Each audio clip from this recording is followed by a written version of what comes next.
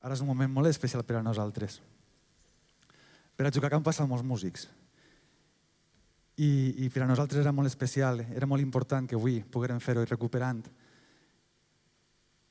les 4 persones que van començar. Toni, Dani i al baix, David Palomino.